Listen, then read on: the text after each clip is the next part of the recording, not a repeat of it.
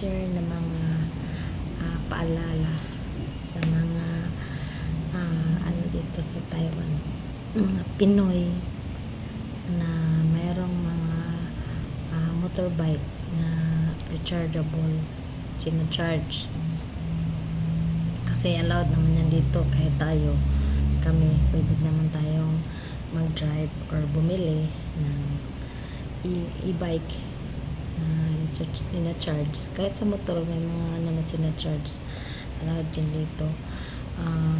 Pero guys, hindi yan hindi yung nakita mo doon sa labas pwede kang mag-charge. Ba nalubat ka na, nasa biyahe ka, mayroon ka nakitang outlet na isang saksak mo lang o sa mga 7-Eleven, may mga ganun. Wag po tayo charge ng basta-basta kasi dito private property nila yan. O kung makita ka, pwede tayong kasuhan, mabumulta po tayo. Mayroong mga lugar na pwede kang mag-charge na pang katulad dyan sa mga dyan sa main Taipei, mayroon silang na pwede ka mag-charge. Yan, pwede ka mag-charge yan. Pero sa mga ibang store, mayroon ka nakita sa labas ng may mga outlet sa mga building, wag po tayo mag-charge yan. Kaya bawal na bawal po yan.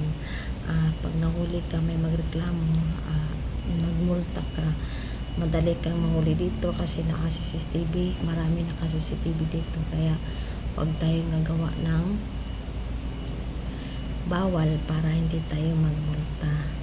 Okay guys, sana may natutunan. Basta wag mag-charge na basta-basta sa daan. Okay guys, bye!